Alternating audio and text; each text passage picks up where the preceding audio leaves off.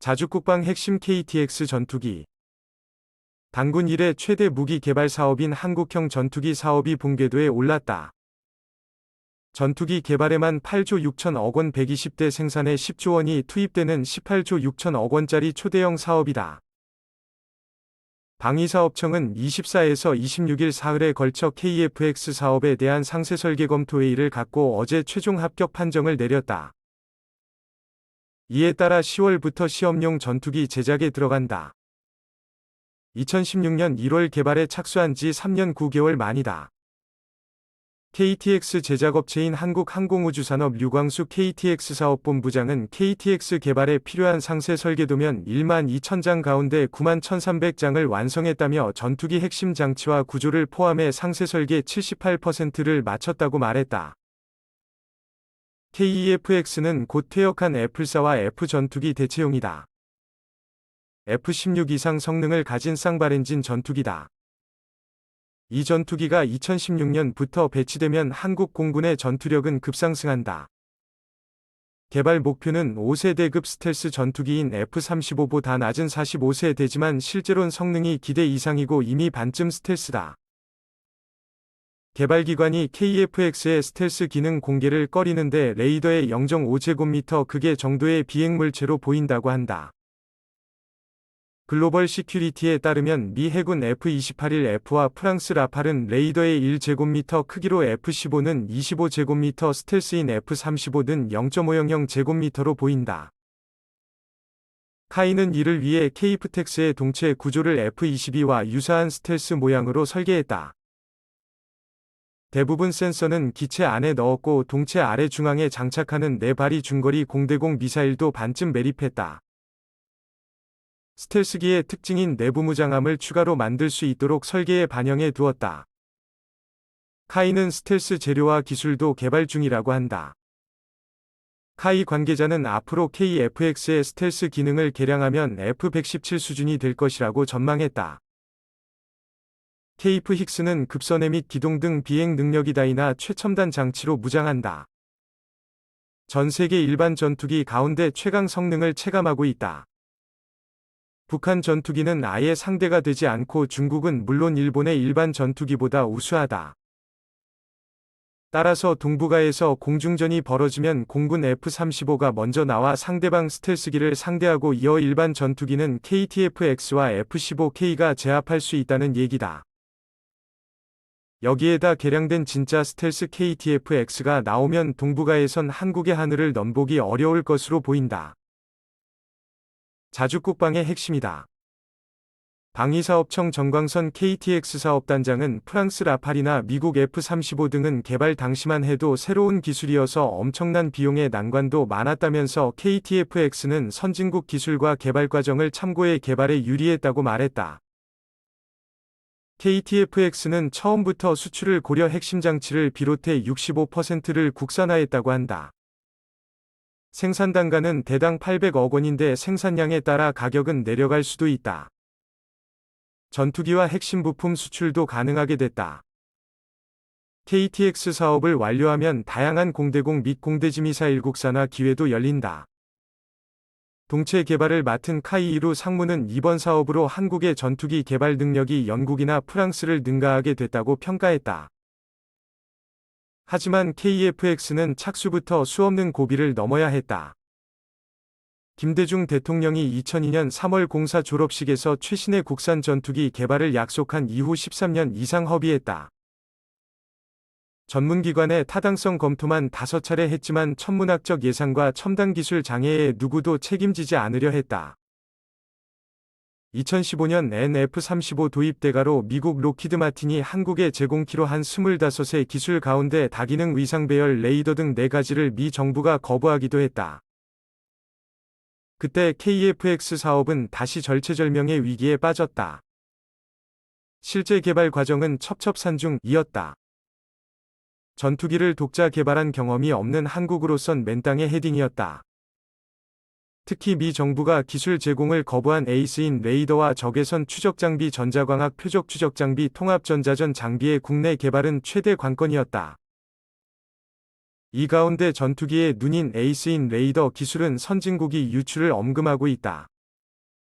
에이스인 레이더의 나머지 세 가지는 이미 개발한 적이 있어 어려움이 비교적 적었다. 국산 에이스인 레이더는 5mm 크기의 잠자리 혼눈과 같은 모듈 1080마력 위를 원형판에 박아놓은 것이다. 모듈마다 레이더파를 내보내 각각 표적을 탐지한다. 눈이 10만 88개인 셈이다. 미국 F-35위 에이스인 레이더는 약 1200개의 모듈로 구성돼 있다. 이 레이더는 F-15K의 기계식 회전 레이더와 달리 전자적으로 레이더 빔을 조사한다. 그래서 수십 개의 표적을 동시에 신속하게 탐지 추적할 수 있다. 탐지거리는 110km 이상으로 알려져 있다. 공중은 물론 지상과 해상의 이동 표적까지 추적해 KTX에 장착된 미사일로 곧바로 타격하도록 도와준다. 그래서 다기능이다. 국방과학연구소에선 만난 신형이 항공기 레이더 체계개발단장은 ADD가 기술은 갖고 있지만 업체가 만들어보지 않아 걱정이 컸다면서 세계에서 11번째로 에이스A를 개발하게 됐다고 말했다.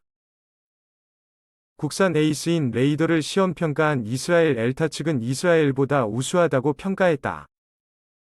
모듈의 소재도 첨단이다.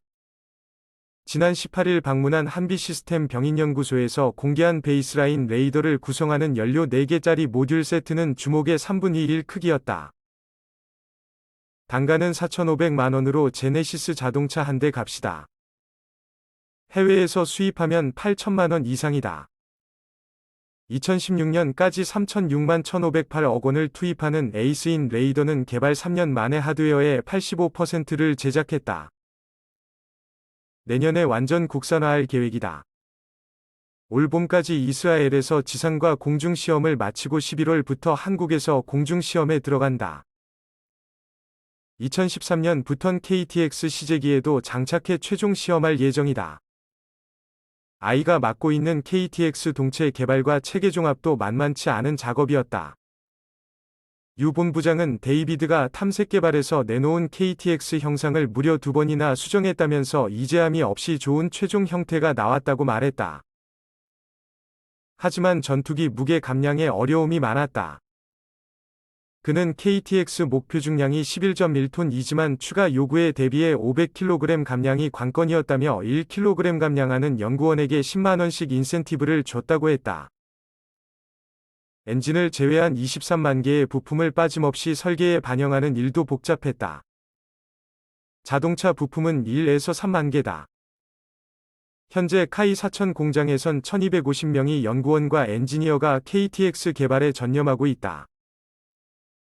이 인력으로 KF-X의 스텔스와 영국 프랑스처럼 6세대 전투기 개발 준비도 제기된다. 카이는 2021년 4월 첫 시제기를 출고하고 시험 비행을 거쳐 2016년 1차로 전투기 8대를 공군에 납품할 계획이다. 그러나 선진국의 5에서 8년보다 짧은 4년의 비행시험에 따라 명품 무기 실패 우려도 있다. 김민석 군사안보연구소장 겸 논설위원이 공군이 기다려온 신무기 3종 세트. 우리 공군의 차기 전투기로 내년부터 도입되는 F-351호기 출고식이 3월 28일 미국 텍사스주에 있는 로키드 마틴 공장에서 열렸다. 올해는 대한민국 공군 역사에 있어 특별한 해로 기억될 것 같다.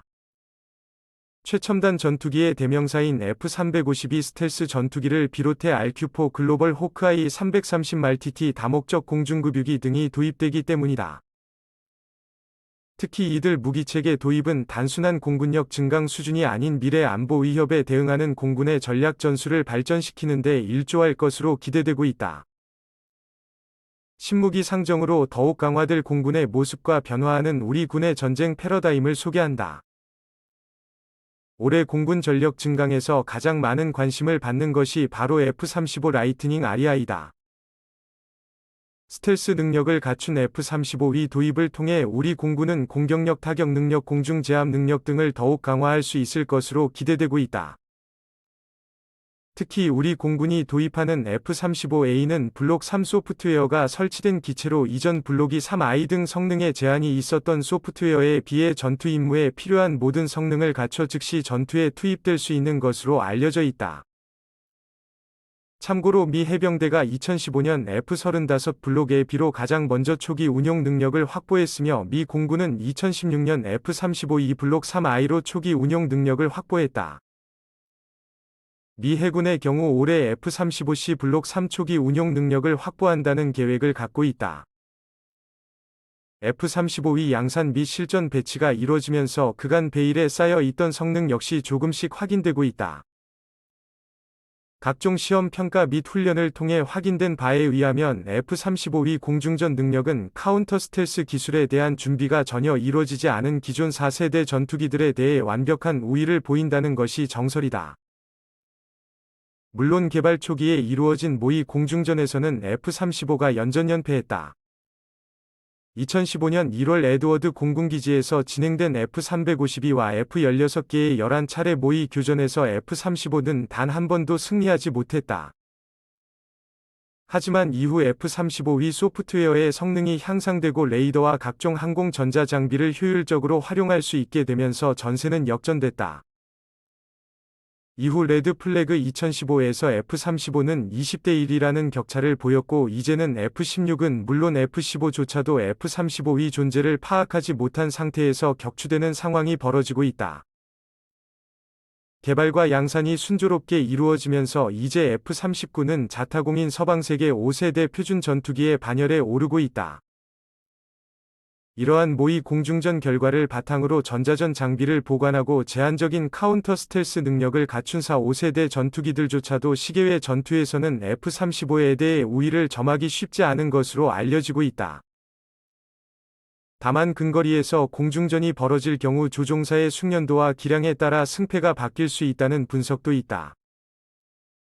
하지만 미 공군 조종사들은 F-35의 상황인지 능력이 F-15나 F-16은 물론 F-22와도 비교할 수 없을 정도로 우수해 좀 더 유리한 상황에서 전투를 벌이거나 회피할 수 있다고 일관되게 증언하고 있다. 실제로 F-35의 각종 항공전자 장비는 F-21 것을 최대한 활용하고 발전시킨 것이기 때문에 두 기체를 동일선상에서 비교하는 것 자체가 무리다. 일례로 F-35위 눈이라 할 수 있는 APG-81 레이더의 경우 F-22위 LPG-77에 비해 수치상 SA 쏘자만 700여 개 정도 작을 뿐 소프트웨어 연산 능력이나 데이터 처리 능력은 오히려 F-22보다 우수한 것으로 알려져 있다. 또한 F-22에는 탑재되지 않은 TIS 및 TAES를 F-35는 탑재의 레이더 없이도 표적 식별 및 포착이 가능하다. F-35위 소프트웨어가 지속적으로 개량되고 안정화되면서 이제는 F-16급 4.5세대 전투기를 완벽하게 압도하는 것으로 알려지고 있다. 공군은 2021년까지 F-35 40대를 도입하기 위해 F-35위 운용기지 시설 공사와 조종사 정비사 교육을 진행 중이다. 전력화에 필요한 한 15회의체도 활발히 운영되고 있다. F-35위 전력화를 위한 조종사 및 정비사 일진이 미국에서 교육을 받으며 F-35가 국내에 도착하면 미 공군 F-35 교관 조종사들이 국내에 상주하며 우리 조종사들을 위한 교육 훈련은 물론 기술적 조언을 아끼지 않는다는 계획이다. 공군은 F-35위 도입에 따라 기존 F-15 KKTF-16과 함께 F-35를 공군 전력의 세축 핵심 전력으로 운용할 계획이다. 특히 F-35A는 스텔스 전투기의 특성을 활용해 보다 강한 공군 공격의 선봉으로 은밀하게 보다 치명적으로 목표를 공격할 수 있을 것이다. F-35위 도입으로 공군에 더 강력한 주목이 생기는 것이다. F-352위 핵심 능력 중 하나인 스텔스 성능은 레이더 전파 회피에 최적화된 동체와 레이더 흡수 재료를 통해 적의 레이더에 포착되지 않는 능력이다. 이를 10분 활용해 적지인 후방을 휘젓고 다니며 감시정찰 임무를 수행할 수도 있다.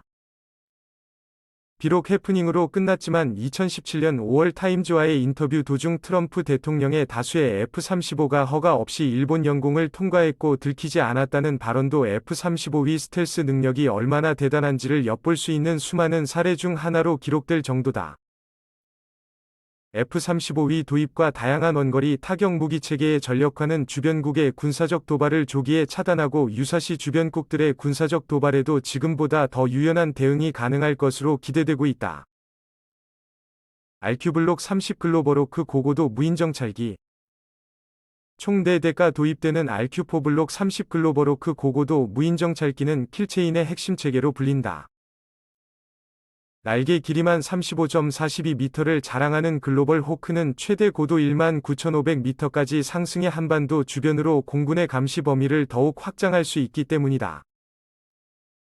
여기에 고성능 영상 레이더, 전자광학적 외선 등 최첨단 탐지 장비를 갖춰 적이 군사적 이상 동향을 사전 탐지하는 것은 물론 필요할 경우 정확한 표적 정보를 확보해 우리 군의 선제적 대응 능력을 더욱 강화할 수 있게 된다. 킬체인의 핵심 체계로 불리는 글로벌호크 날개 길이만 35.42m에 달한다.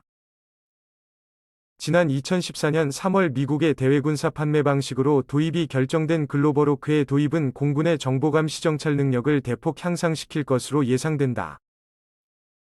고고도 무인 정찰기의 특성을 활용해 좀 더 높은 고도에서 좀 더 많은 정보를 수집할 수 있으며 24시간 이상 최대 36시간 연속 감시가 가능해서다.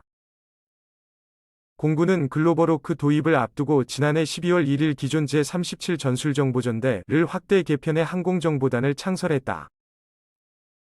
또 공군은 현재 개발 중인 중고도 정찰용 무인 항공기의 실전 배치가 이루어지면 항공정찰 자산의 통합 운영을 통해 정부 감시 정찰 능력을 더욱 배가한다는 계획이다.